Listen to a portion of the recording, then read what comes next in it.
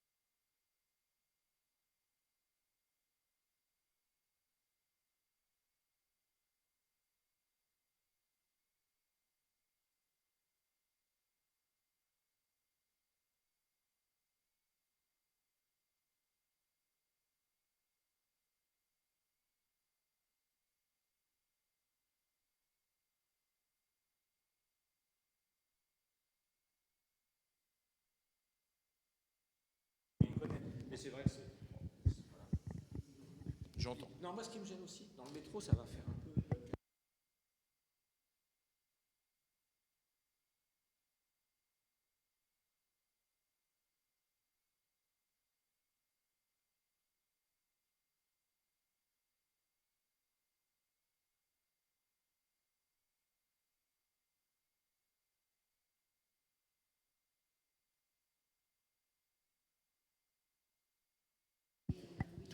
Salut Patrick.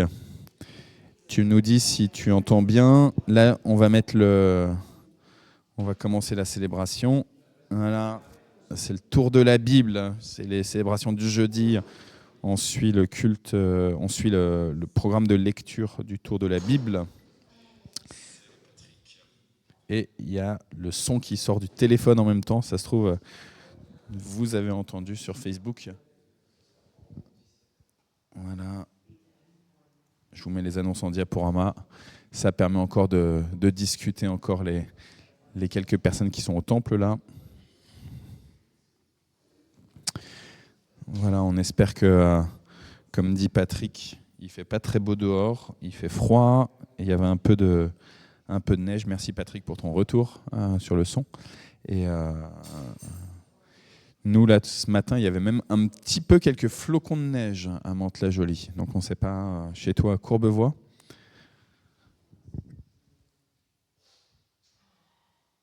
Voilà. Il y a la formation biblique des enfants, des adolescents qui reprend ce dimanche. Dimanche aussi, il y aura le partage biblique. Il y a Marie-Christine qui a la main cassée, mais elle nous a assuré mardi après-midi au groupe de prière qu'il y aurait bien le partage biblique dimanche. Et puis le vendredi 24 janvier, vous avez vu l'affiche juste avant là, pour la soirée de prière des églises protestantes et évangéliques du Mantois. On va se retrouver à la faculté de Vaux-sur-Seine à 20h le vendredi 24 janvier. Voilà. Et ça va être la nouvelle série de prédications du dimanche sur les actes des apôtres et sur l'apologétique, sur le fait de dire Christ. Voilà, ça c'est la communauté WhatsApp. Allez, j'arrête avec les annonces. Je vois que vous êtes tous prêts là maintenant pour ce premier culte du jeudi de l'année 2025. Et ça fait du bien de vous retrouver. Alain, tu nous as manqué ces derniers dimanches aussi, donc ça fait du bien là de te voir parmi nous. Ça fait du bien de reprendre là, le rythme. Bah oui, bien sûr, bien sûr. Il y a besoin aussi pour la voiture, que vous soyez ensemble, pour à la fois le transport, mais aussi simplement pour vous encourager les uns les autres, pour prier les uns avec les autres. On a besoin, quand il y en a un qui va faire un examen, ou qu'il y en a un qui va juste pour un rendez-vous, que les autres soient là et soient un réconfort, un soutien. Donc,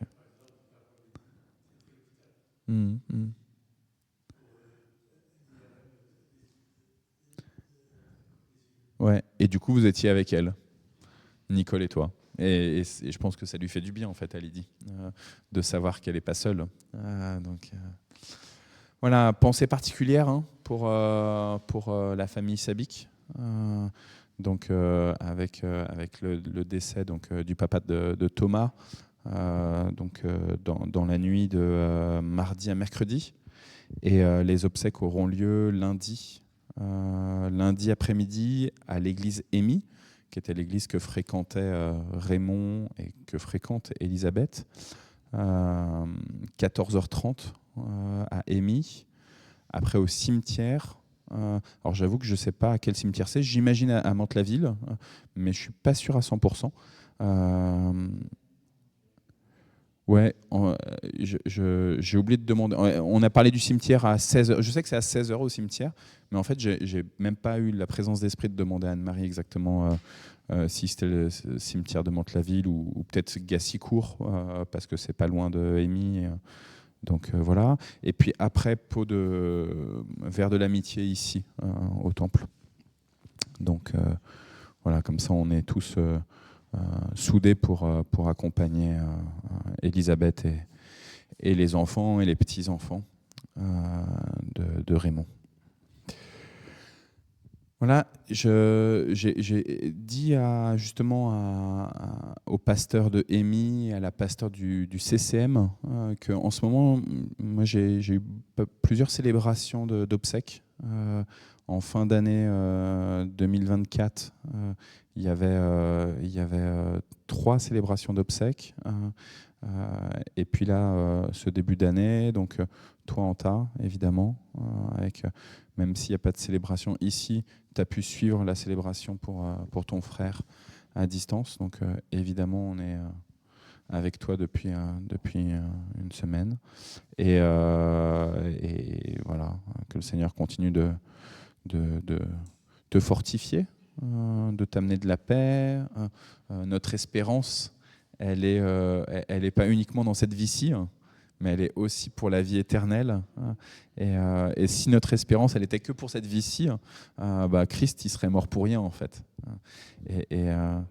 Et Paul serait le plus malheureux de tous les hommes. Donc, voilà. Et donc, voilà. On pleure avec ceux qui pleurent, et en même temps, on reste à demander au Seigneur sa force et sa sagesse pour qu'on puisse discerner que même cette mort qui nous enlève des êtres qu'on aime, eh ben, elle a été cassée, hein. Elle a été écrasée dans sa puissance par le Christ, qui est plus puissant que la mort, qui est plus puissant que la mort. Voilà. Et puis là, demain soir, je rencontre aussi une famille pour des obsèques que j'aurai la semaine prochaine à Dreux.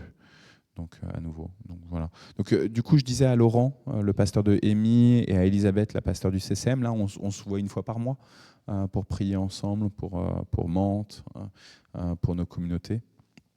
Et je leur disais, j'ai le sentiment qu'il y a beaucoup de décès en ce moment. Et je vais le voir encore cet après-midi, le père Alexandre, un des prêtres de l'Église catholique ici à Mantes-la-Jolie. Et il m'a dit aussi là, que le début d'année 2025, ça commence un peu fort là, en termes de décès. Donc voilà, je pense que le Seigneur, il attend de nous, les chrétiennes et les chrétiens, qu'on puisse être des consolateurs, hein, qu'on puisse être à l'image du Saint-Esprit, des épaules qui soutiennent, des oreilles qui sont là, disponibles, hein, mais qui se fassent connaître comme étant disponibles. Pas simplement de se dire « je me tiens là » et coucou. Vous savez, comme un quai de gare où des gens ils ont des panneaux et ils sont juste posés là. Et je pense que le Seigneur, il nous invite à être plus que juste avec le panneau avec marqué chrétien, hein, mais à oser aller de l'avant. La prédication d'Anne-Marie de dimanche, c'était sur les vœux, sur avec toute cette question, hein, de résolution, de bonne résolution. La question des vœux, de comment est-ce que la Bible, elle parle des vœux, et elle dit, en fait, elle nous met face à nos réalités, hein, que si tu prends un vœu, si tu prends un engagement, tu as intérêt à le suivre, quoi.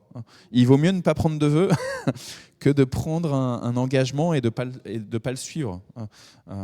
Et être chrétien, eh ben je crois, en tout cas là avec ce que j'ai reçu moi de la prédication d'Anne-Marie, comment elle m'a nourri dimanche, je crois que c'est justement de se dire, ok, je dis pas juste je pense fort à toi, mais j'ose aller vers. J'ose, avec mon petit panneau avec marqué chrétien, j'ose aller vers et dire, je suis une épaule, je suis là, et pas moi, mais Christ qui est en moi. Christ qui est en moi. Ça va, t'entends bien, Michel? Tu entends bien? Non, du tout. Est-ce que tu veux le casque ou est-ce que tu veux que je parle plus Tu veux que je monte un peu le volume?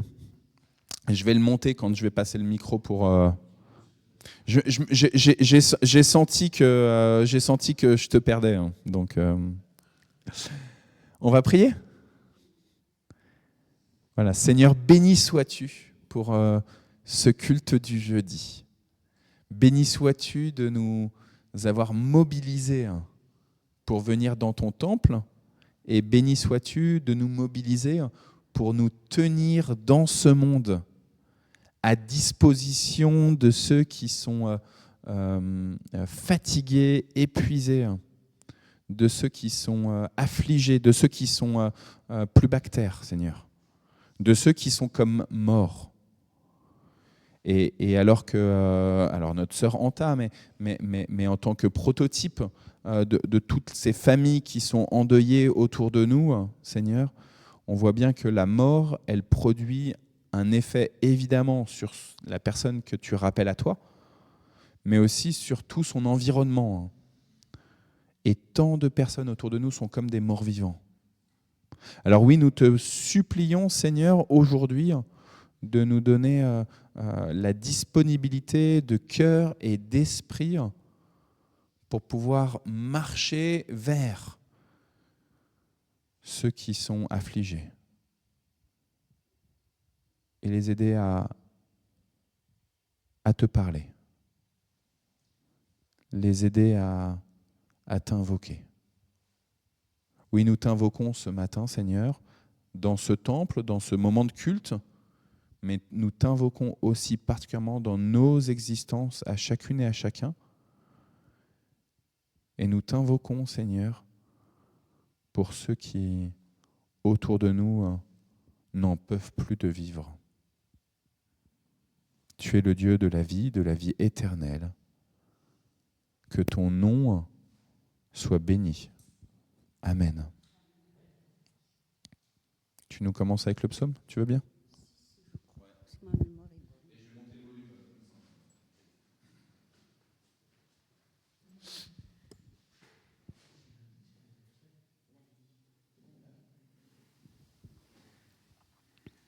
Du répertoire du chef de chorale, accompagnement à l'octave, psaume de David. Seigneur, tu es irrité contre moi, mais ne me condamne pas. Tu es indigné contre moi, mais renonce à me punir. Seigneur, accorde-moi ta grâce. Je suis sans force. Seigneur, guéris-moi. Je suis profondément troublé. Je suis en plein désarroi. Et toi, Seigneur, que fais-tu ? Reviens me délivrer, Seigneur, toi qui es si bon, sauve-moi. Car dans la mort, on ne se souvient pas de toi. Dans le monde des morts, qui te célébrera ? Je m'épuise à force de gémir. Chaque jour, je trempe mon lit de larmes. J'inonde ma couche de pleurs. Mes yeux se voilent tant j'ai de chagrin. Je n'y vois plus tant j'ai d'adversaires. Allez-vous-en, vous tous qui faites le mal, car le Seigneur a entendu mes pleurs. Oh oui, le Seigneur a entendu ma supplication. Il a accueilli ma prière. Honte à tous mes ennemis, qu'ils soient plongés dans le plus grand désarroi, qu'ils repartent soudain couverts de honte. Tu veux bien relire juste ce verset-là ? Oui, le Seigneur a entendu ma supplication, il a accueilli ma prière. Tu veux bien nous relire encore une fois, s'il te plaît ? Le Seigneur a entendu ma supplication, il a accueilli ma prière.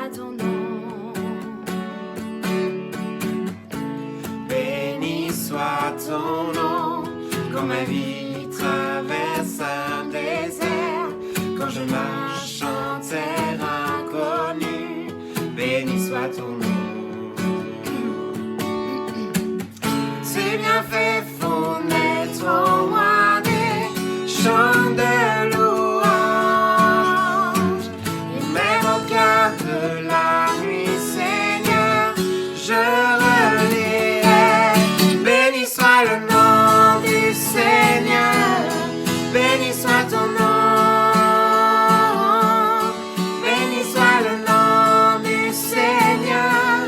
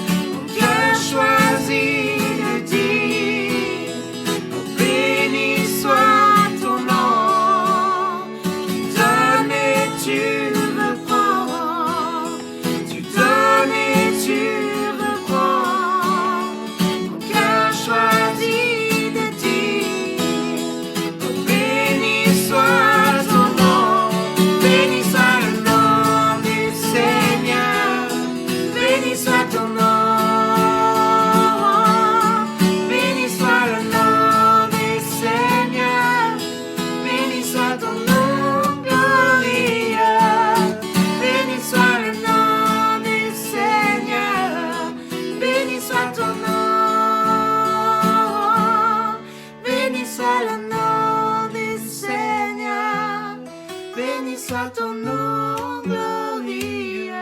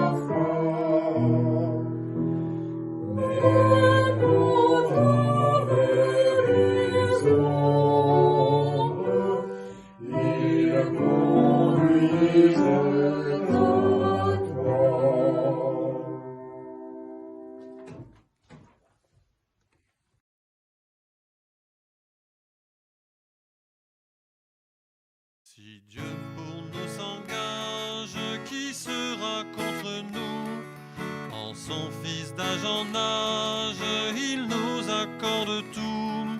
Quand l'amitié du Maître plaide en notre faveur, qui pourra compromettre les élus du Seigneur?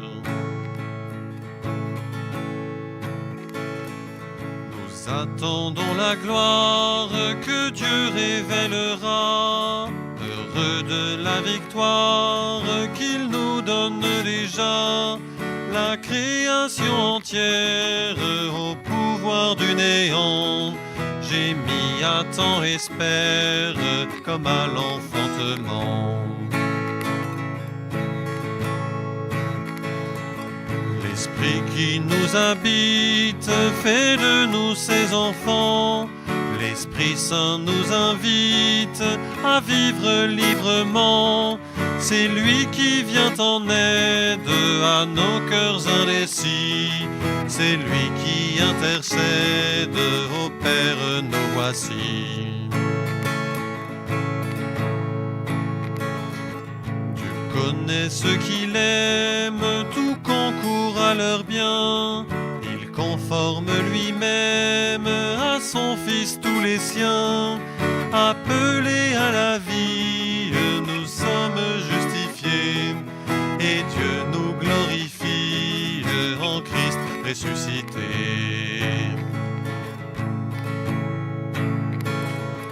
L'angoisse nucléaire, la faim, les armements, les puissants de la terre, l'avenir, le présent, la mort, plus rien au monde ne peut priver mon cœur de l'amour que Dieu fonde en Christ notre Seigneur.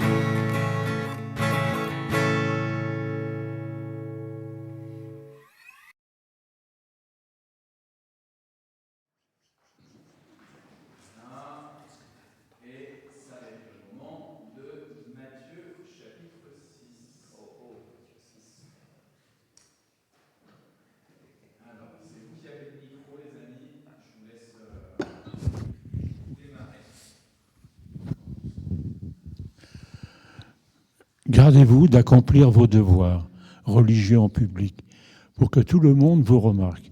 Sinon, vous ne recevrez pas de récompense de votre Père qui est dans les cieux. Quand donc tu donnes quelque chose à un pauvre, n'attire pas bruyamment l'attention sur toi, comme le font les hypocrites dans les synagogues et dans les rues. Ils agissent ainsi pour être loués par les autres. Je vous le déclare, c'est la vérité, ils ont déjà leur récompense. Mais quand ta main droite donne quelque chose à un pauvre, ta main gauche elle-même ne doit pas le savoir. Ainsi, il faut que ce don reste secret, et Dieu ton Père qui voit ce que tu fais en secret te récompensera. Quand vous priez, vous ne serez pas comme les hypocrites. Ils aiment à prier debout dans les synagogues et au coin des grandes rues pour que tout le monde les voie. Je vous le déclare, c'est la vérité. Ils ont déjà leur récompense. Mais toi, lorsque tu veux prier, entre dans ta chambre, à l'écart, ferme la porte pour prier ton Père qui est là, dans cet endroit secret. Et ton Père qui voit ce que tu fais en secret te récompensera. Quand vous priez, ne répétez pas sans fin les mêmes choses comme les païens. Ils pensent qu'ils seront exaucés en multipliant les paroles. Ne les imitez pas, car votre Père sait de quoi vous avez besoin avant même que vous le lui demandiez. Vous donc priez ainsi, notre Père qui est aux cieux, que chacun reconnaisse qui tu es. Que ton règne vienne, que ta volonté soit faite sur la terre comme dans les cieux. Donne-nous aujourd'hui le pain dont nous avons besoin. Pardonne-nous nos torts, comme nous pardonnons nous aussi à ceux qui nous ont fait du tort. Et ne vous laissez pas entrer dans l'épreuve, mais délivre-nous du mauvais. En effet, si vous pardonnez aux autres leurs fautes, votre Père qui est dans les cieux vous pardonnera aussi. Mais si vous ne pardonnez pas aux autres, votre Père ne vous pardonnera pas non plus vos fautes. Quand vous jeûnez, ne prenez pas un air triste comme le font les hypocrites. Ils prennent une mine défaite afin de montrer aux gens qu'ils jeûnent. Je vous le déclare, c'est la vérité. Ils ont déjà leur récompense.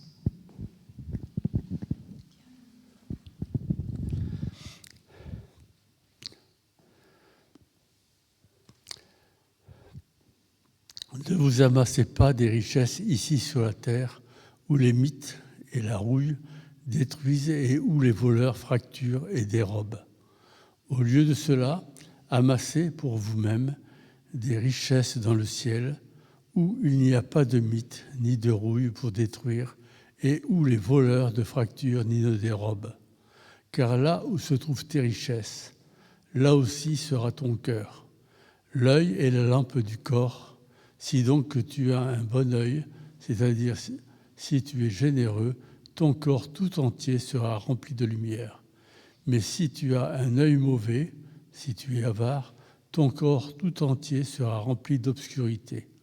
Si donc la lumière qui est en toi est d'obscurité, combien est grande cette obscurité ? Personne ne peut être l'esclave de 2 maîtres à la fois, car ou bien il haïra le premier et aimera le second, ou il aura du mépris pour le second et sera loyal envers le premier.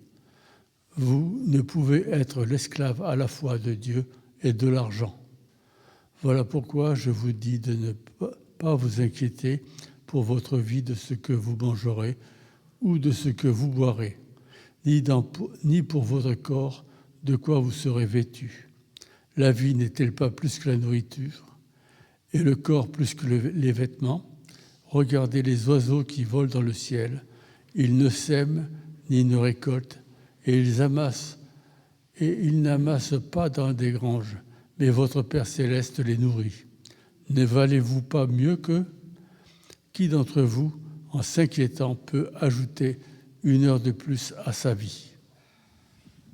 On va continuer avec Anta, si tu veux bien. Anta.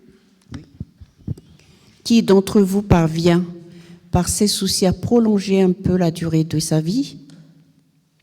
Et pourquoi vous inquiétez-vous au sujet des vêtements ?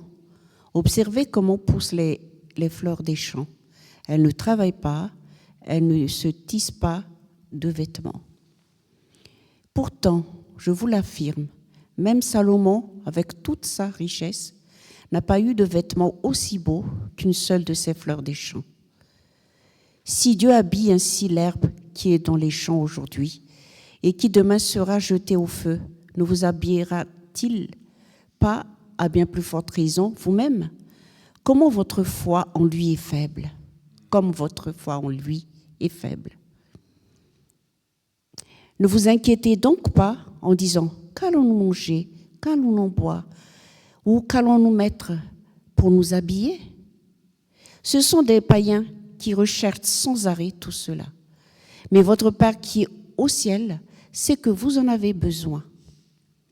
Cherchez d'abord le règne de Dieu, cherchez à faire sa volonté, et Dieu vous accordera aussi tout le reste.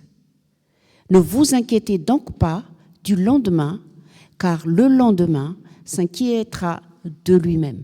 À chaque jour suffit sa peine. Amen.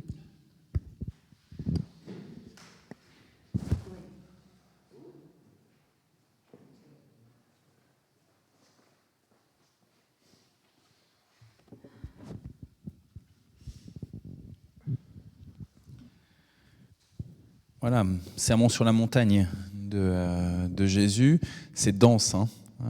Il y a des fois où c'est quand même plus facile d'avoir des passages plus courts, parce que là, du coup, on a un enseignement qui est énorme, à la fois avec la question des devoirs religieux. Moi, je trouve toujours intéressant que dans cette phase des devoirs religieux, Jésus nous dit attention à ce que tu attends comme récompense, en fait. C'est-à-dire que quand tu fais un devoir, quand tu as une responsabilité et que tu exécutes cette responsabilité, en fait, tu ne le fais pas de manière gratuite. Tu ne le fais jamais de manière gratuite. On a beau, nous, considérer chrétiennes, chrétiens, tout est grâce. En fait, on a toujours derrière le désir d'avoir un retour. Et face à là, il prend l'exemple des devoirs religieux, mais face à quelque responsabilité que ce soit, comment est-ce qu'on est attentif, comment est-ce qu'on prend au sérieux ce retour qu'on attend ? Et de qui on l'attend ? C'est trop facile finalement de dire non mais moi je fais ça gratuitement, hein. Je fais ça, je n'attends rien. Je suis au-dessus de ça. Je suis un être absolument pas matériel, absolument voilà, je suis déjà avec le Seigneur et je suis au-dessus de tout. Ouais, mais en fait, si tu es déjà avec le Seigneur, en fait, tu attends à ce que tu es en train d'accomplir ici-bas soit bel et bien approuvé dans les projets de Dieu. Assume-le, assume-le. Assume le fait que rien, en fait, n'est gratuit. Assume que rien n'est gratuit. Et Jésus, il est violent, hein, globalement, hein, dans tout le Sermon sur la montagne, hein, déjà au chapitre d'avant, avec le début, avec les béatitudes. Hein, c'est quand même extrêmement, extrêmement violent quand il nous appelle à être dans un état béant, un état d'apaisement, même de joie, alors que malheur et malheur et malheur nous arrivent. Et quand on ne traverse pas le malheur, c'est facile à dire les béatitudes. Mais quand on le vit de l'intérieur, ben c'est plus compliqué. Et chaque élément de ce sermon sur la montagne, quand il tire un peu dans tous les sens, Jésus. Il fait en sorte qu'il n'y ait pas une personne qui ne se sente pas visée directement. Si on prend au sérieux le sermon sur la montagne, si on prend au sérieux l'enseignement de Jésus, on ne peut pas sortir indemne et dire « Ah bah parfait, moi j'ai une vie qui est nickel, je suis saint, alléluia, tout est parfait pour moi ». Non, l'objectif de Jésus, il est de venir avec, je fais exprès de faire un pistolet avec mes doigts, hein, de venir nous tirer dessus pour nous dire « Reconnais combien tu es pécheur ». Et donc là, dans Matthieu 6, avec cette question des devoirs religieux, et je fais exprès d'insister sur devoirs religieux, c'est le terme, je pense, qui a été utilisé là dans la Nouvelle Français courant, mais en tout cas, c'est vraiment le terme profond que Jésus utilise quand il dit, par exemple, sur l'aumône. Quand tu vas faire l'aumône, en fait, c'est vraiment cette question du devoir religieux. On l'a étudié un petit peu avec le partage biblique avec Marie-Christine. C'est pas juste le fait de donner des sous. C'est comment est-ce que tu suis ce que Dieu te demande.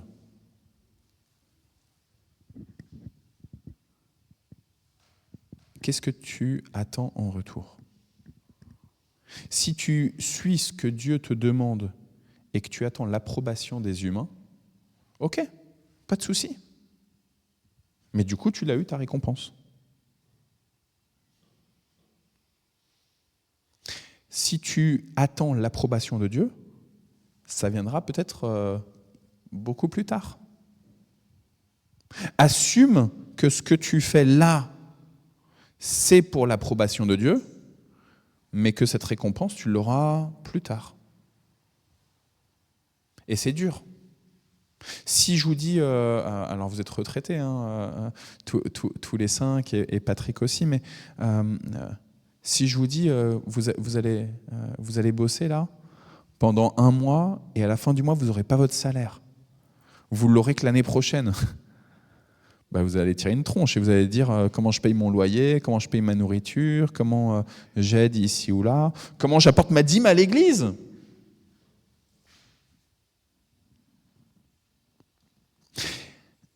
Et pourtant, c'est ce que Jésus vient, il nous brusque, vient nous dire. Si tu attends à ce que ce soit les humains qui viennent approuver ce que tu accomplis, alors n'attends pas à ce que Dieu vienne te récompenser. Tu ne vas pas avoir un double salaire, en fait. Tu n'auras pas un double salaire.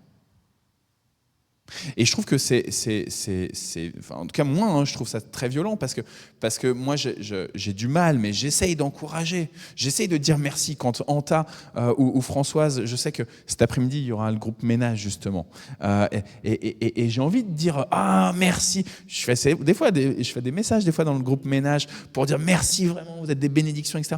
Et en fait je me dis mais est-ce que je fais bien de dire merci? Parce que là ils n'ont pas fait ça pour avoir mon merci à moi.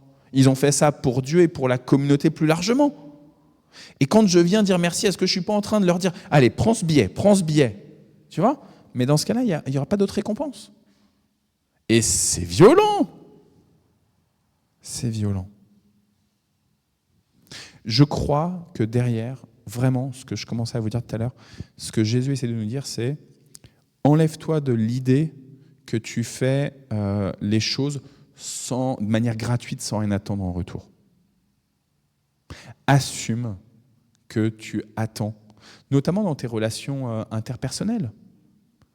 Que quand tu es en contact avec d'autres personnes, avec des frères et des sœurs dans la communauté, c'est que tu attends à la fois de pouvoir prendre soin des autres, mais que tu attends que les autres ils prennent soin de toi aussi.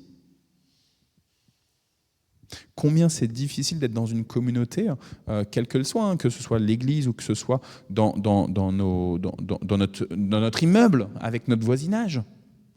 Combien c'est difficile d'être dans une communauté où on n'est pas reconnu, où les gens ne nous connaissent pas, où on est ignoré. Je ne sais plus si je vous ai déjà dit ça, mais l'année dernière, je pense, ou il y a déjà 2 ans, non, l'année dernière, en pastoral régional, on a eu un philosophe qui est venu nous parler de la maltraitance et de l'humiliation. Le philosophe s'appelle Olivier Abel, un théologien protestant, et il nous disait, aujourd'hui, à l'heure des réseaux sociaux, à l'heure de l'hyperconnectivité, où on collectionne les followers, où on collectionne les amis, les friends, où on collectionne comme ça tout plein de relations, il y a plein de sites qui existent, il y a plein d'outils qui permettent, des applications qui permettent d'être en contact, etc. La plus grande des humiliations, en fait, c'est d'être justement complètement mis à part. De n'avoir aucun contact, de se retrouver ignoré. Alors on peut être même connecté sur des réseaux sociaux et d'être complètement évincé parce que les algorithmes des réseaux sociaux font que, notre profil à nous, il est évincé. Et c'est violent parce qu'en plus, c'est pas une personne consciemment qui va nous dire « Non, toi, je t'ignore ». C'est juste le système global qui nous ignore. Et je vous parlais au moment de l'accueil des obsèques que j'ai pu avoir. Et en fin d'année dernière, j'ai accompagné comme ça, avec juste ces 2 infirmières, un monsieur qui a vécu jusqu'à ses 40 et quelques années à Poissy et qui avait 0 contact avec personne, qui n'a jamais travaillé de sa vie, qui vivait dans son immeuble. Il sortait de chez lui pour aller... donc il avait quelques problèmes psy, parce que du coup, il allait voir les infirmières. Il ressortait, il prenait sa pizza, il remontait chez lui. Et c'était ça, toutes ses journées, c'était comme ça. Et jusqu'à 40 ans. Et il avait demandé explicitement, il avait fait un contrat obsèque, pour que tout soit réglé. Et il avait demandé explicitement à ce que sa mère et sa sœur ne soient pas au courant de son décès avant l'inhumation. Enfin, le dépôt de l'urne. Et moi, c'était dur en fait, c'était vraiment dur, parce que j'étais avec les infirmières, juste les infirmières, et j'ai trouvé ça tellement violent, mais en fait, c'est le quotidien de beaucoup de gens autour de nous. Et c'est l'humiliation. C'est l'humiliation. Qu'est-ce que tu attends quand tu accomplis tes devoirs de chrétien? Comment est-ce que tu l'assumes? Est-ce que tu attends l'approbation des autres ou est-ce que tu attends l'approbation de Dieu? Comment est-ce que tu entends que ça vient de Dieu? Que ce devoir-là, il est ce que Dieu te demande à toi personnellement. Et toi, Anta, t'es pas Françoise. Et Alain, t'es pas Jean-Pierre. Et Michel, t'es pas Anta. Et Françoise, t'es pas Jean-Pierre. Et on peut faire comme ça. Et vous n'êtes pas moi. Et on a chacun nos propres responsabilités. Des fois, hein, moi, je vois Anta et je me dis, ah, elle fait ça, ah, ça a l'air trop bien. Et elle m'influence et je vais faire, ah ouais, je vais faire comme Anta parce que je trouve que Anta, c'est vraiment, je le pense, Anta. T'es quelqu'un de très fidèle. Et je me dis, ah bah je veux être comme Anta, je veux être fidèle comme Anta. Ouais, mais en même temps, je suis pas Anta. Donc ouais, peut-être laisse-toi influencer Arnaud, mais accepte que Anta, elle a un appel particulier aussi. Et toi, tu as un appel particulier aussi, Arnaud. Comment est-ce que j'entends ce que Dieu me demande? Comment j'accomplis mes devoirs? Et comment est-ce que j'attends à ce que mon salaire ne m'est pas donné par les humains qui m'entourent, même les gens que j'aime, hein, mais par le Seigneur. Et si j'ai une avance sur salaire, la difficulté, c'est que ça va être la totalité du salaire, en fait. C'est pas juste une petite avance, hein. Ça va être la totalité. C'est ça que Jésus nous dit. Et puis il continue avec la question de la prière, etc., le Notre Père. Et là, je trouve intéressant, donc même si tout ce chapitre 6, il est dense, parce qu'on se dit, mais l'enseignement, est-ce que ça part pas dans tous les sens, justement, hein, il tire dans tous les sens. Et il est là, il nous dit, ne vous inquiétez de rien. Où est-ce que tu attaches ton cœur? À quoi tu l'attaches? Fondamentalement ton cœur. Si tu l'attaches dans les ressources matérielles, si tu l'attaches dans les retours de tes contemporains, pas de problème. Mais ça veut dire que tes contemporains ou ton matériel, c'est ton idole. C'est ton Dieu. Comment est-ce que tu assumes ça aussi? Parce que pour pouvoir se débarrasser d'une idole, il faut la voir en face. Je pense que Jésus, il essaye de nous faire prendre conscience que trop souvent, on se on se donne une bonne image de nous-mêmes. Même si dans notre discours, on peut se dénaturer, on peut se moquer de nous-mêmes, à l'intérieur, profondément, on a quand même une estime importante de nous-mêmes. C'est l'ego, c'est l'orgueil. Et Jésus nous dit, là, dans ton orgueil, je viens essayer de te révéler qui tu es vraiment. Qu'est-ce qui t'anime vraiment? À quoi est-ce que tu t'attaches? Si tu t'attaches à ce que les gens te disent, ah, t'es un bon pasteur, ok, t'as ta récompense. Tu as ta récompense, Arnaud. Si tu t'attaches à ce que le Seigneur te dise, viens, entre dans la joie de ton maître. Je ne sais pas comment ça va se passer lundi pour les obsèques de Raymond, mais moi, c'est ce qui m'est venu quand j'ai fait des petits messages à la famille et j'ai fait un petit message à Elisabeth et je lui ai écrit ça. Je lui ai dit, je crois vraiment qu'il est entré dans la joie de son maître. Je le ressens profondément. Et pourtant, pour ceux qui l'ont connu, hein, Raymond, Françoise et Michel, c'était un ami pour vous. Ceux qui l'ont connu, Raymond, c'est quelqu'un de très humble. Justement, il ne demandait pas à être payé. Il ne demandait absolument rien. Il faisait ça de manière très discrète. Et je crois vraiment que le Seigneur le fait rentrer dans sa joie et dans sa paix. Abel, je ne l'ai pas connu, mais toi, tu le connais. Mais Dieu le connaît mieux encore que toi. Dieu, il connaît mieux encore Abel que toi, tu l'as connu. Voilà. Je pense que je m'arrête là. Mais peut-être que vous avez des voilà. Donc justement, tout le long de Matthieu, ce qu'on a lu, c'est l'humilité. Quoi qu'on fasse, et ça me rappelle un peu de de donner sans rien en retour. Et on parle d'Abel, justement.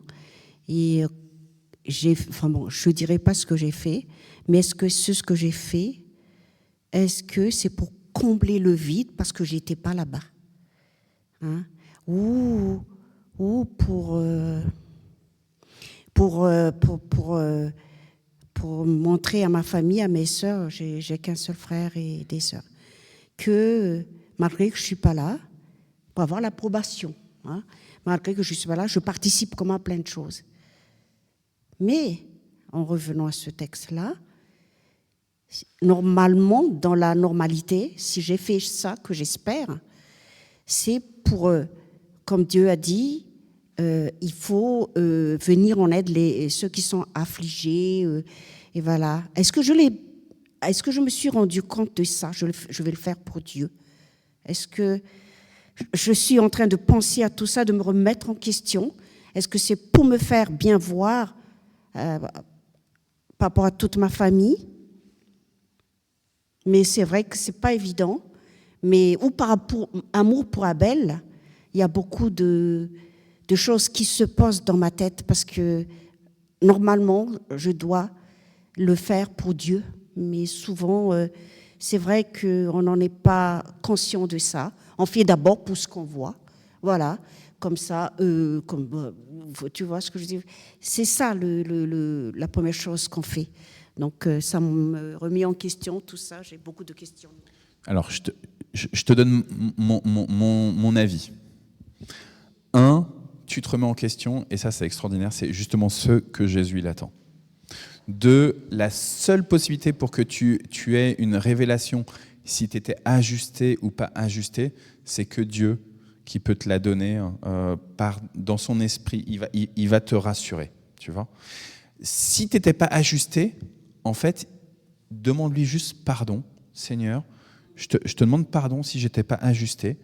Et le Seigneur, il a donné sa vie pour que chaque chose qu'on lui demande pardon, il nous pardonne. Ça, c'est établi, point final.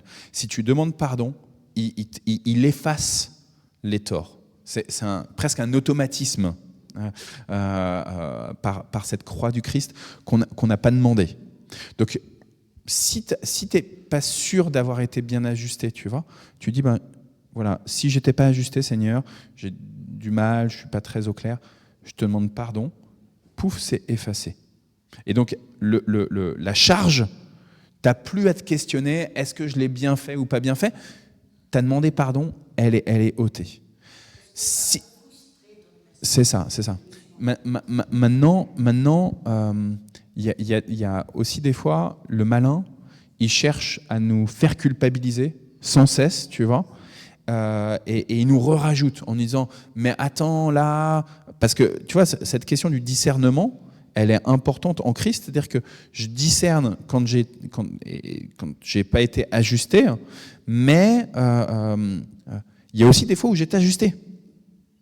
Il y a aussi plus souvent encore que je ne le crois, que je ne le perçois, où j'ai été ajusté avec le Seigneur, où j'ai fait ce que Dieu me demandait. Et alors, pour moi, ce que tu pointes aussi, qui est aussi pour moi un sujet important, hein, c'est comment est-ce que je fais les choses parce que les autres attendent que je le fasse. Tu vois, je le fais parce que à cause de la culture, à cause de la pression, c'est ça. Tu vois, tu vis en France, tu vois Madagascar, etc. Et comment est-ce qu'on supporte ça? Sauf qu'en même temps, Jésus, il est venu sur terre parce qu'il y avait des besoins. Parce qu'il y avait des besoins humains. Il y avait des besoins de salut, jusque dans le salut matériel.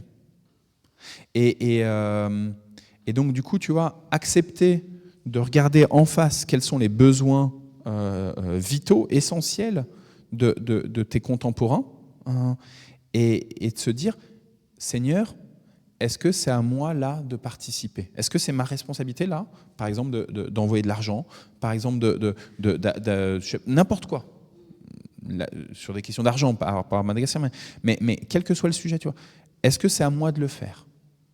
Et en fait,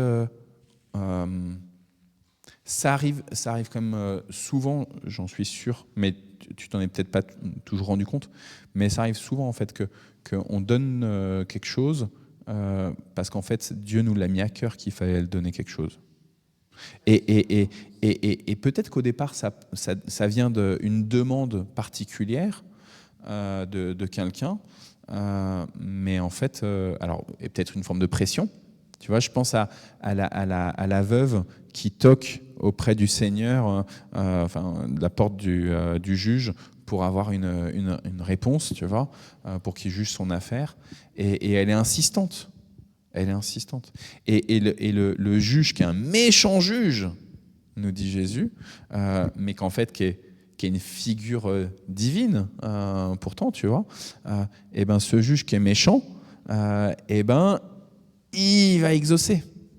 Il va exaucer. Et donc, à combien plus forte raison, Dieu qui est bon va exaucer. Et des fois, la pression des uns des autres, tu vois. Jean-Pierre, je te balance. Tout à l'heure, Jean-Pierre, il m'a demandé un petit service. Et en fait, ce que j'ai répondu à Jean-Pierre, je lui ai dit, écoute, laisse-moi le temps du culte et on va voir, tu vois.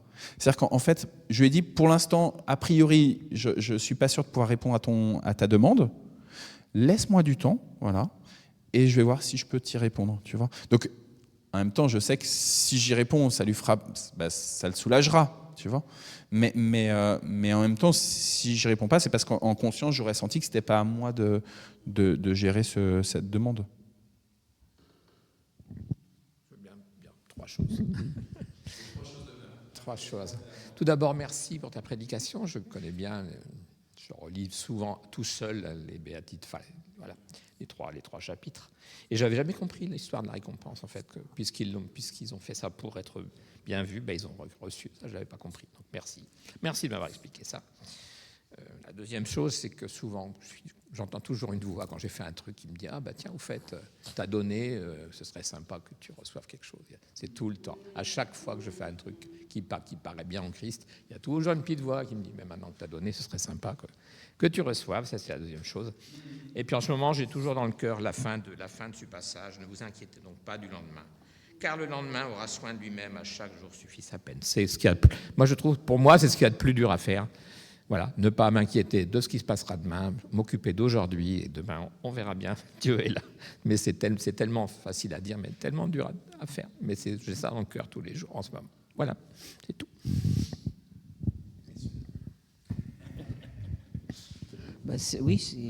Pour moi, c'est un passage vraiment, enfin, c'est une continuité, c'est ce que le Seigneur nous demande.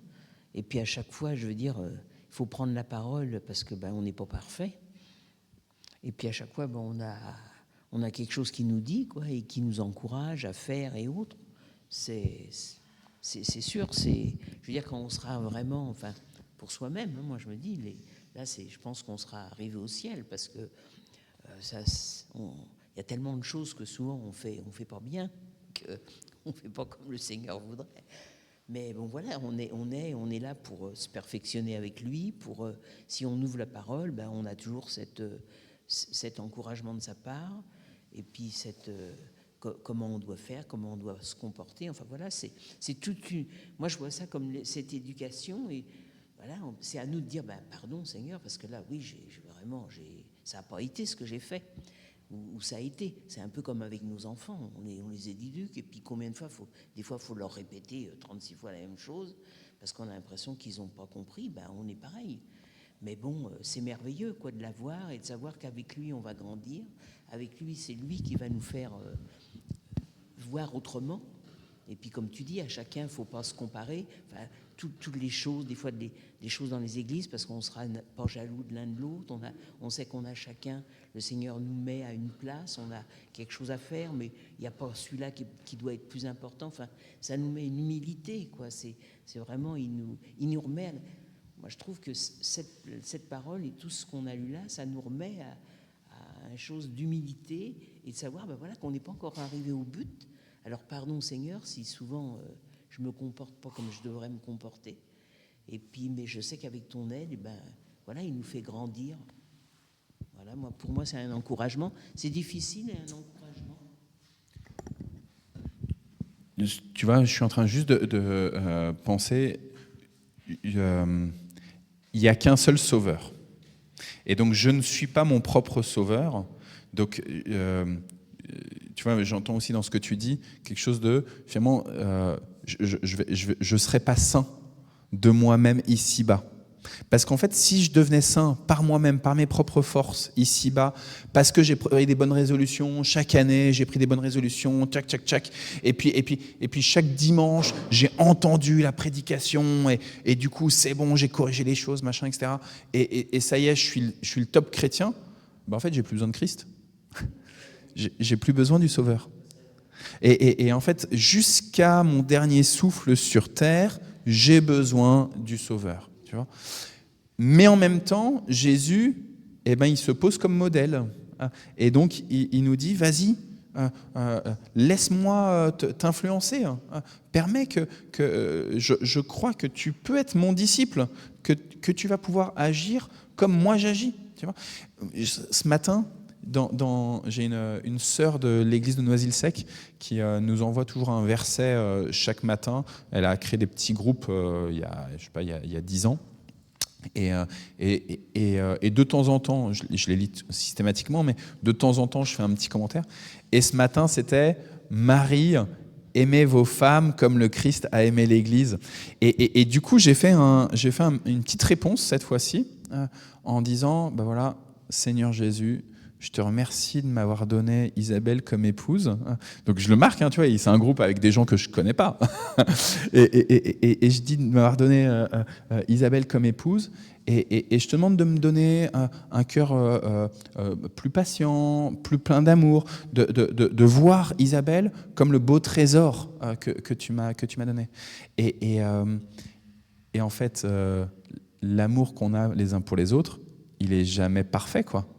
On a besoin sans cesse d'être recorrigé, etc. L'amour entre frères et sœurs, là, tu vois ce verset sur mari et femme, mais l'amour entre frères et sœurs. Et puis, quand tu parlais des enfants aussi. On a un livre à la maison de Gary Chapman, vous savez, celui qui a fait Les langages de l'amour. Il a écrit un bouquin qui s'appelle Ce que j'aurais aimé savoir avant d'avoir des enfants. Et en fait, je me dis, c'est intéressant, juste le titre déjà du livre, c'est-à-dire que ce que j'aurais aimé savoir avant de devenir chrétien, ce que j'aurais aimé savoir avant ma compréhension, par exemple, des béatitudes ou de tel passage ou de tel autre passage. Ah, si seulement j'avais compris ça avant. Ouais, mais en fait, c'était juste pas le moment, c'est maintenant, l'aujourd'hui, où tu comprends ça et qui te permet justement d'avoir peut-être un petit regard en arrière. Tu vois, je regarde ce que tu disais, Jean-Pierre. Finalement, le chrétien, il peut se dire, l'avenir, il est entre les mains de Dieu, je lui fais confiance, je ne veux pas m'inquiéter de l'avenir, je veux vivre le présent, mais avec un petit coup d'œil, pas trop non plus, mais un petit coup d'œil dans le rétro, juste pour dire à Dieu, ok, merci de ce que tu as fait, merci de m'avoir corrigé dans ce qu'il y a eu, merci de m'avoir montré là où ce n'était pas encore aligné et de me permettre qu'aujourd'hui encore, je puisse plier le genou et te reconnaître comme maître. Alain, je suis sûr que tu as des choses à nous dire. Il y en aurait beaucoup, mais je préfère me taire à ce niveau-là. Mais par contre, je dois dire, j'ai traversé de nombreuses épreuves, de nombreux échecs. Mais je n'ai jamais manqué de quoi que ce soit. Ni d'un lieu où dormir, ni de vêtements, ni de repas. Tout m'a été donné au fur et à mesure. Et c'est une grâce de Dieu formidable.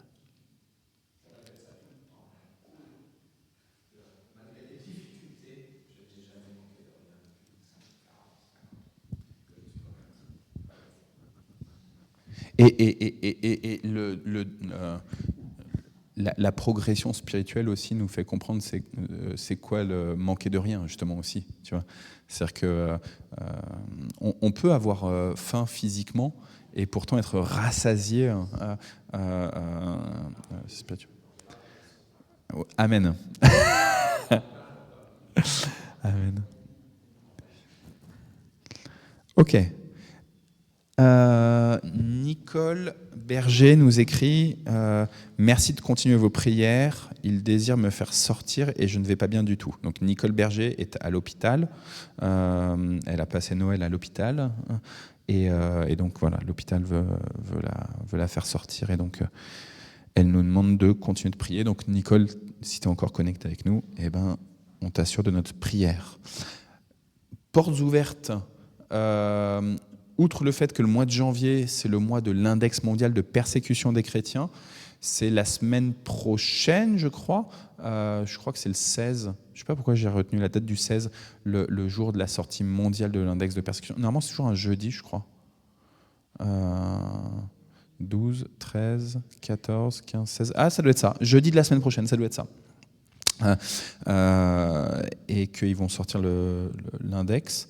Mais là, ce qu'ils nous proposent, c'est une liste de sujets de prière. Il y en a 25 au total. Du coup, si ça vous tente, je vous propose de refaire comme on avait fait en décembre ou en novembre, je ne sais plus, une fois, de se passer les feuilles. Comme ça, en même temps, on se passe le micro et peut-être on lit le sujet et une brève prière sur le sujet.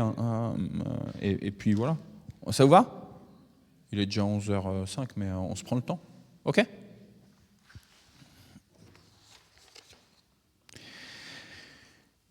Il peut être difficile de voir où Dieu est à l'œuvre en Corée du Nord.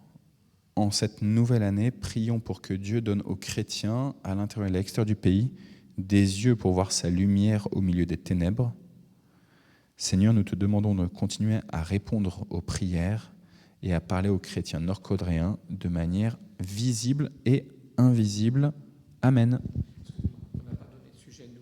Ah oui, pardon. J'ai des sujets. Amen. Ouais. Demandé expressément de donner des sujets aujourd'hui, donc je vais être obligé de le faire. Je vais essayer de ne pas être trop long, mais moi aussi. Bon, je vous ai toujours parlé de ma copine Nadine. Nadine, je l'ai connue à Télégraphe, elle avait 20 ans, un bébé. Voilà, ça fait 20 ans qu'on se connaît. Elle a eu un fils. Après, elle a eu un bébé qui s'appelle Cléa, qui est né. Les médecins ont dit il ne faut pas qu'elle vive, on ne va pas la laisser vivre, ce ne sera pas possible. Nadine a dit au médecin je suis chrétienne, je ne peux pas choisir d'ôter la vie. Donc elle est en vie. Et donc aujourd'hui, elle ne parle pas, elle ne mange pas, elle a 11 ans, elle a besoin de soins presque tout le temps, quoi. Donc ça, c'est la première chose. Donc Nadine ne peut pas travailler, elle est obligée de s'occuper d'elle en permanence. Donc on avait fait une quête Litchi par mon intermédiaire qui avait rapporté pas mal de sous. Elle avait été en Espagne, c'était très bien. Mais aujourd'hui, Nadine, c'est pas possible. Donc elle voudrait créer une association pérenne pour s'occuper, qui se viendrait en aide à Cléa. Donc ça, c'est un des sujets, comment faire, comment on bâtit ça, etc. Ça, c'est le premier sujet. C'est elle qui m'a demandé, je suis désolé. Donc je vous explique. Elle a une sœur qui vit en Irlande qui s'appelle Sylvanie. Qui est mariée avec un non-chrétien, elle a des enfants, son mari là-bas la martyrise. Apparemment, il travaille avec des marabouts, des machins, et ça fait plusieurs fois qu'il obtient gain de cause contre elle en justice. Elle ne peut pas s'en défaire, elle ne peut pas partir. Alors que c'est elle, c'est sûr et certain que c'est vraiment elle, c'est lui qui est en tort, mais la justice irlandaise lui vient encore, il s'est vanté sur tous les réseaux d'avoir gagné contre sa femme. Et elle est martyrisée par ce monsieur. Donc, ma copine m'a demandé, y compris pour sa sœur Sylvaine. Voilà. Donc Nadine, Cléa, la fille, et Sylvaine, la sœur. Ouais, l'association.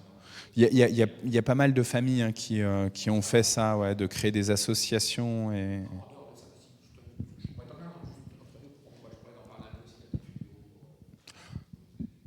Ouais.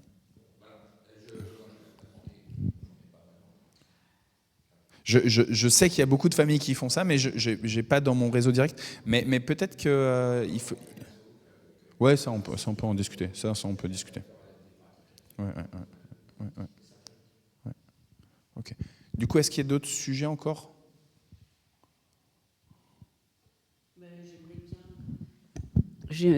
Qu'on continue, je l'ai déjà dit mardi, pour Tina, la femme d'Abel, parce qu'elle est vraiment elle est vraiment affectée, c'est un peu normal, on va dire, mais pour sa consolation auprès du Seigneur.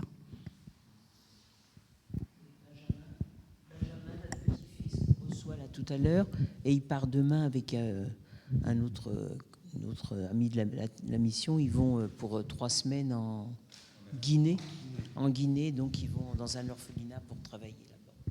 Et puis il a perdu aussi, il vient de perdre un jeune d'Aubergenville qui avait 2 ans et demi qu'il était dans le coma après un accident. Et donc Benjamin a pu aller le voir plusieurs fois.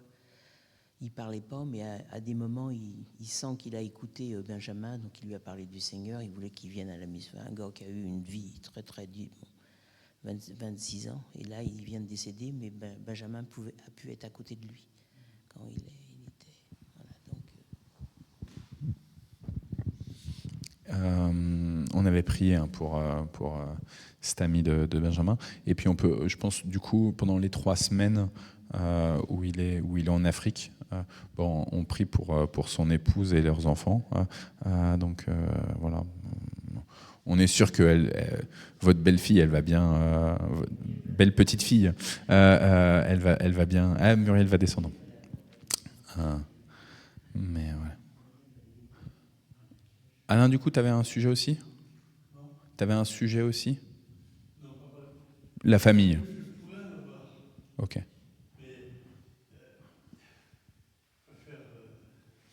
On cible sur les chrétiens persécutés. Hop. Allez, tiens, sujet numéro 2. Et hop. En tout cas, moi, j'ai fait le 1. Prions pour les 400 000 croyants clandestins de Corée du Nord, demandant à Dieu de donner à nos frères et sœurs la possibilité de se réunir, de lire la Bible et de prier avec d'autres chrétiens en 2025 et de le faire en toute sécurité.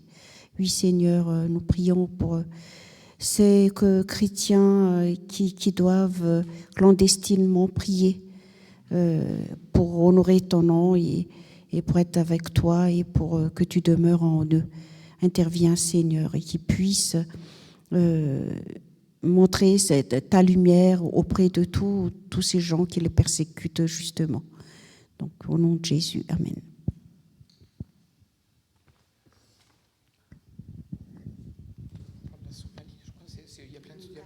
Oui, j'aime bien. Non, mais je croyais que c'était que la Corée. Non, il y a plein de sujets. D'accord. Seigneur, je te prie pour la Somalie, qui peut être un endroit incroyablement dangereux pour te suivre. Je te demande de marcher avec les chrétiens de Somalie, ceux qui sont dans le pays et ceux qui ne sont pas, et de leur donner de l'espoir même quand la situation semble désespérée. Je te prie de veiller sur les chrétiens somaliens qui font face à de violentes attaques de groupes extrémistes islamiques, Al-Shabaab. Voilà, je te demande d'être un rempart et un refuge, comme dans 2 Samuel 22, au verset 3. 6.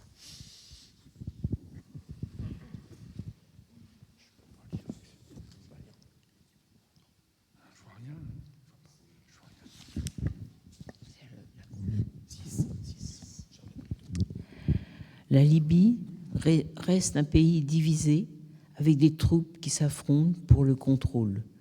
Prions pour que cette tension ne dégénère pas en guerre en 2025, ce qui mettrait encore plus en danger des croyants. Oui, Seigneur, tu vois tout ce pays qui est en tension, Seigneur, que vraiment ton esprit soit sur les uns les autres, Seigneur, que ta volonté se fasse. Seigneur, protège, oui, tous ceux qui ont foi en toi, Seigneur, qui vivent des moments certainement très difficiles. Seigneur, que nous puissions ne pas les oublier, Seigneur, dans nos prières de chaque jour. Tous ces gens qui, Seigneur, et reconnaître pour l'instant, Seigneur, la chance et la joie que nous avons de te connaître et de vivre dans notre pays vraiment sans tension. Oui, je te remets, Seigneur, tout ce pays.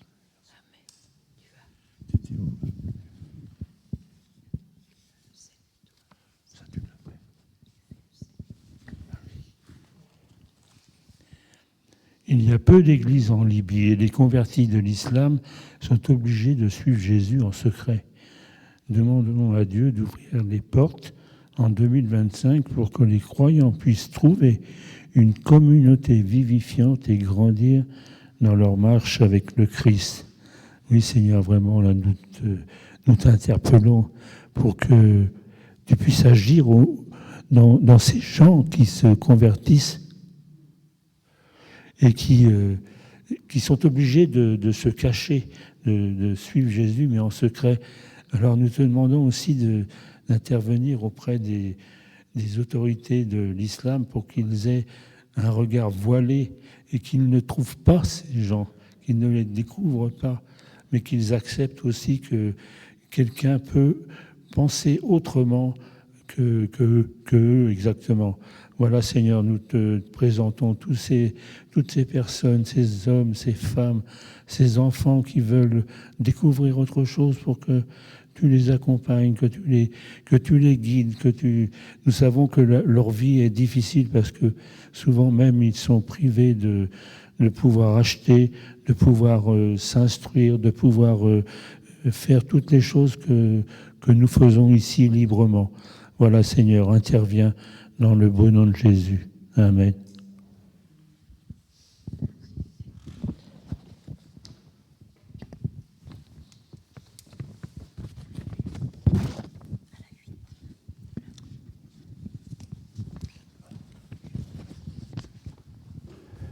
L'Érythrée, pays d'Afrique de l'Est, possède l'un des réseaux de prisons les plus tristement célèbres au monde. Prions pour les chrétiens emprisonnés en 2025 afin qu'ils soient libérés et qu'ils ne perdent pas espoir dans ces épreuves. L'année 2024 a été marquée par une nouvelle arrestation massive de chrétiens en Érythrée. Prions pour que dans l'année à venir, ces croyants et d'autres comme eux soient préservés de tout danger et finalement libérés.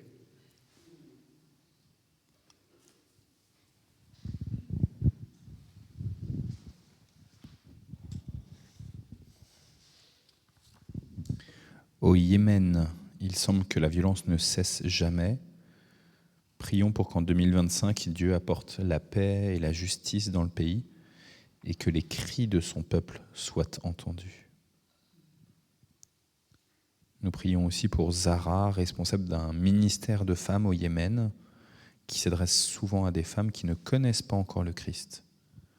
Et elle dit, c'est la partie la plus risquée de mon ministère, c'est pourquoi la venue des femmes yéménites au Christ est un véritable miracle.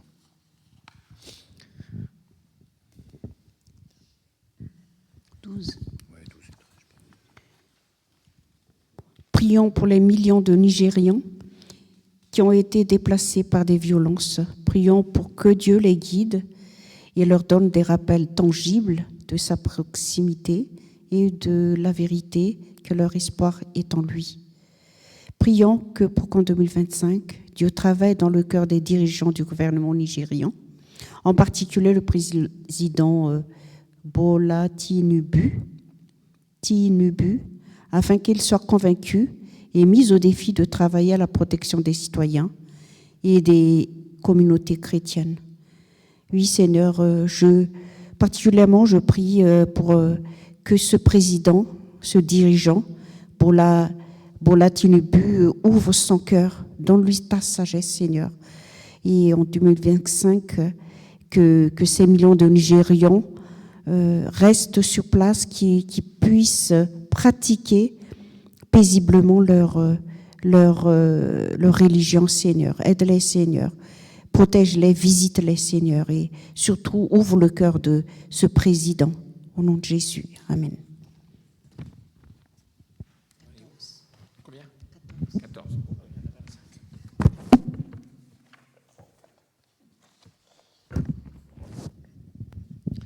Les fameuses lois pakistanaises sur le blasphème continuent d'être utilisées pour accuser à tort et cibler les chrétiens. Seigneur, je te demande de changer les cœurs et les esprits des décideurs pakistanais pour qu'ils annulent ces lois. Je te demande de protéger, de préserver les filles et les femmes chrétiennes au Pakistan, en Égypte, au Nigeria, dans le monde entier, qui ont le risque d'être enlevées et mariées de force. Et je te prie pour les chrétiens du Soudan, qui sont pris entre les feux de la guerre civile. Je te prie pour la paix au Soudan en 2025.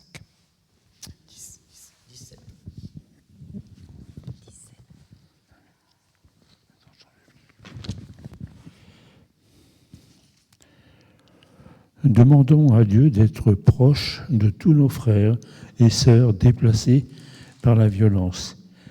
Prions pour qu'il entende les cris de ceux qui souffrent et pour que 2025 soit un temps de retour et de rafraîchissement.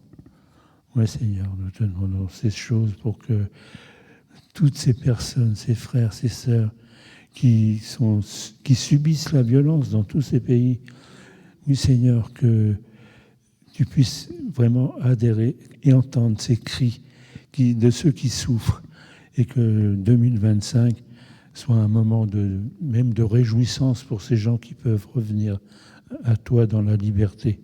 Merci Seigneur, nous te confions toutes ces personnes dans le beau nom de Jésus. Amen.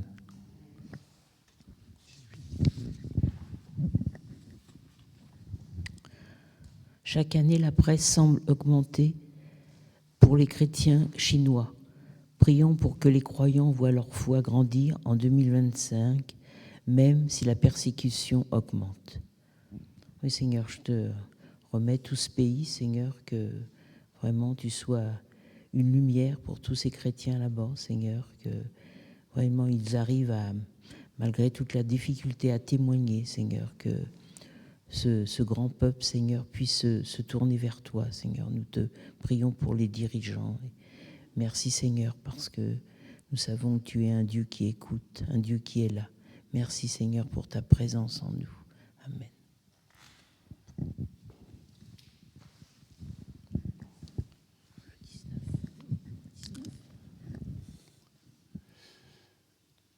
Tous les croyants en Afghanistan sont des chrétiens secrets. Demandons à Dieu de les protéger. Il est impossible de vivre ouvertement en tant que disciples du Christ. Alors prions pour que le Seigneur couvre et préserve son peuple. Louons Dieu pour les résultats des élections en 2024 en Inde. Demandons-lui d'aider le nouveau gouvernement de coalition à protéger les droits de tous les Indiens, y compris des chrétiens, cette année.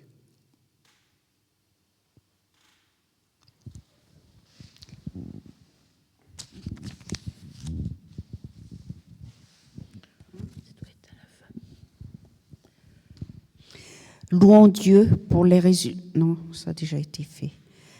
Alors qu'un nombre croissant d'États indiens durcissent leurs lois anti-conversion, prions pour que les responsables d'églises, de maisons ne soient pas attaqués ou emprisonnés. Demandez à Dieu d'être leur épée et leur bouclier. Oui, Seigneur, tu es notre rocher, tu es notre bouclier, et donc interviens dans ces États indiens où les lois anti-conversion subsistent. Seigneur, prions pour ces responsables d'église aussi, parce que oui, il y a les dirigeants politiques, mais prions aussi pour que ces dirigeants d'église, responsables d'église, ne soient pas attaqués ou emprisonnés. C'est ceux qui nous entraînent, les chrétiens, et qui sont auprès des chrétiens. Aide-les, Seigneur, à être libres. Au nom de Jésus. Amen.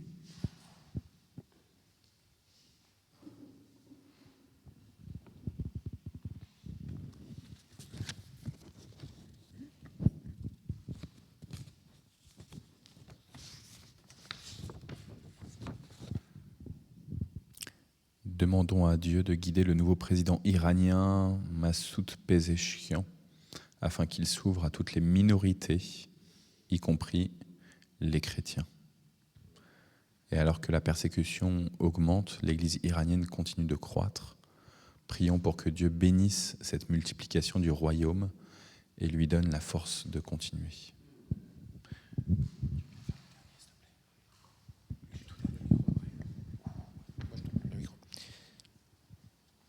Papa, je te prie que dans le monde entier, les croyants qui souffrent mettent leur espoir et leur confiance en toi cette année, sachant que tu fais toutes choses nouvelles.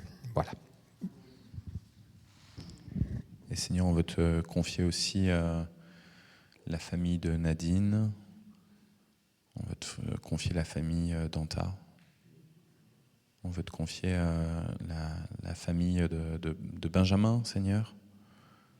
On veut te prier pour tous ceux qui sont endeuillés. On veut te prier pour l'ami de Benjamin que toi tu connais, Seigneur.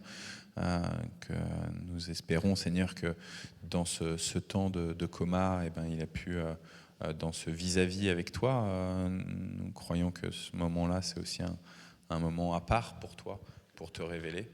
Donc nous prions, Seigneur, pour la suite de son existence à tes côtés, Seigneur. On te prie pour la consolation des siens, Seigneur. On te prie pour la maman de Jean-Pierre, on te prie pour tous nos aînés, Seigneur. On te prie pour la famille Sabic, Seigneur. On te prie pour la famille Dumont et pour tout le reste de ce qui leur... toutes les démarches matérielles. Nous croyons, Seigneur, qu'avec Matthieu 6, qu'on ne doit pas s'inquiéter outre mesure. Et pourtant, Seigneur, nous connaissons... tu vois l'état de notre cœur par rapport à la famille Dumont, Seigneur. Donc voilà. Permet pendant cette année, pendant ces mois à venir, là, il puisse y avoir des ouvertures qu'on n'avait pas repérées. Et puis on veut te prier aussi pour ceux qui sont hospitalisés, notamment Nicole Berger, Seigneur, notamment Liv. Seigneur, voilà, quels que soient les objectifs de l'hospitalisation, pour François aussi, à Évreux. Seigneur, prends soin de chacune et de chacun. Nous te prions aussi pour Patrick, qui est enfermé chez lui. Seigneur, permet que ceux qui sont en train de rénover l'ascenseur, en train de changer l'ascenseur, ils puissent être efficaces et nous permettre de rends-nous Patrick, Seigneur, ici. Amen. On finit avec le Notre Père, les amis. Notre Père qui es aux cieux, que ton nom soit sanctifié, que ton règne vienne, que ta volonté soit faite sur la terre comme au ciel. Donne-nous aujourd'hui notre pain de ce jour. Pardonne-nous nos offenses, comme nous pardonnons aussi à ceux qui nous ont offensés. Et ne nous laisse pas entrer en tentation, mais délivre-nous du mal, car c'est à toi qu'appartiennent le règne, la puissance et la gloire, pour les siècles des siècles. Amen.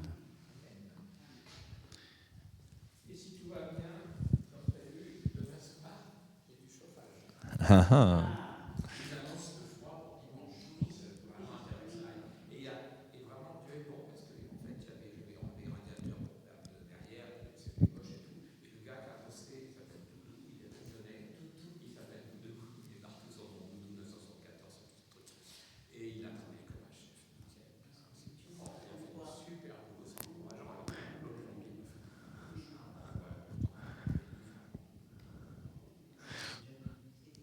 Doudou 974. Il marque qu'il est de la Réunion, quoi. Il y a la fierté de la Réunion. Il a raison.